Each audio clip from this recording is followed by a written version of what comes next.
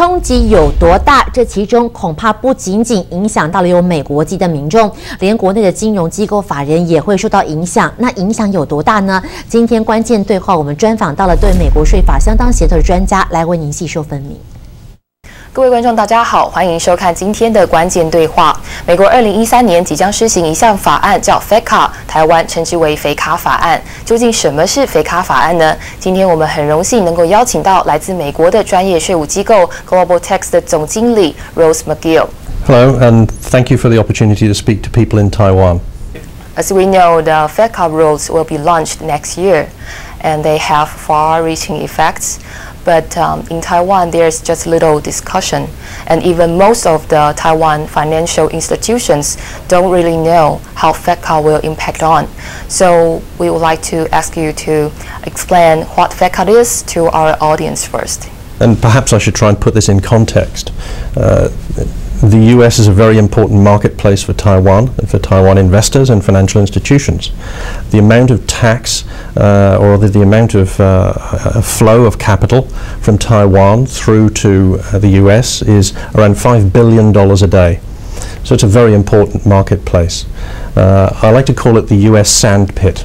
And from a regulations perspective, there are actually two sets of regulations that financial institutions in Taiwan have to cope with when they're dealing with the US equity and debt markets, or playing in the US sandpit, as I like to say. The first set of those regulations, actually called QI regulations, have been in force for nearly 10 years. And already financial institutions inside Taiwan struggle with trying to comply with those regulations. And they're all about receiving US-sourced income, dividends, bond interest from investments inside the United States. And they have reporting obligations as well as withholding tax obligations. I always like to say I have the most difficult job usually, which is I have to try and make tax sound interesting. The tax part of FATCA is all about trying to find Americans who are hiding their assets. The difficulty that the IRS has is that Americans are supposed to actually report on their own any foreign assets that they hold outside the United States and any income that they get from those assets. The difficulty is not all of them do that. And those tax evaders, as the IRS likes to call them, are invisible to the IRS because they don't report.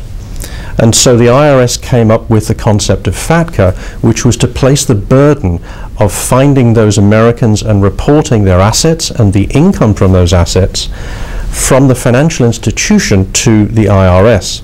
And that's really what FATCA is all about.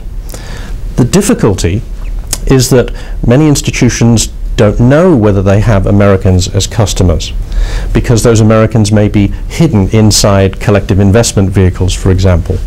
And so FATCA requires a lot of documentation to be done by foreign financial institutions, including those in Taiwan, to make sure that anyone that they have as a customer or any investment vehicle that they have doesn't have any Americans in it, or if it does, that those Americans are properly identified and reported by the financial institution to the IRS each year.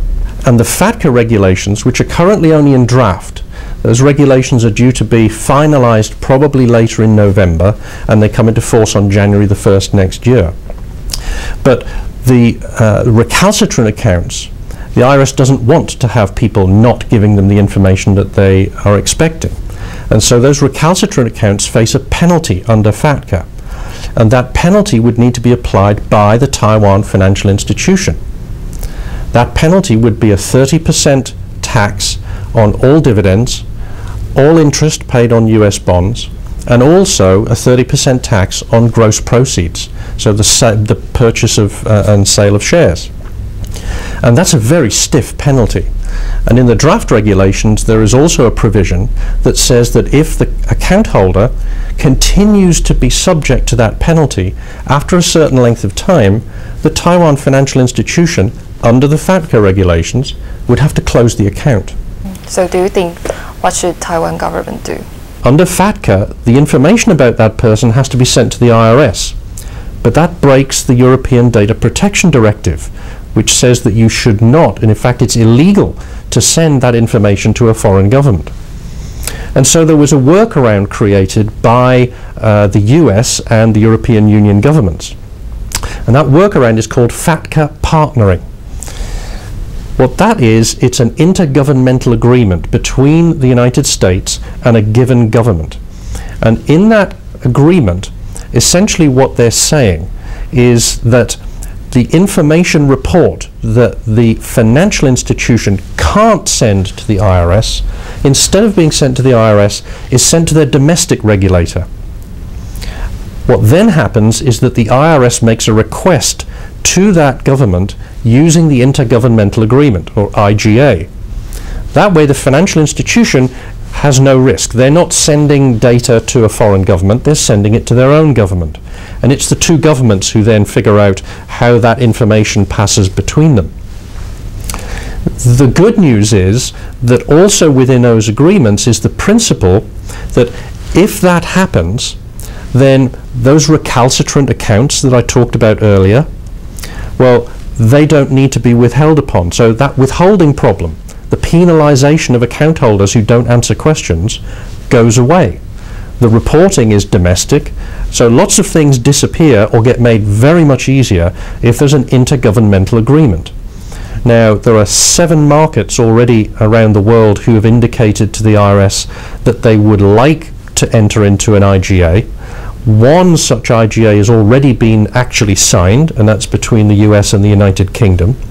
And so one of the things that would be certainly useful for the Taiwan government to do, if it's not already doing it, would be to enter into a discussion with the United States government about an intergovernmental agreement, so that a financial institution in Taiwan who has to send a report about a whole bunch of accounts that it has, instead of having to send it off to a foreign government, can send it to its domestic regulator. Thank you, Mr. McGill. Thank you for your sharing. 好，我们要为您插播一则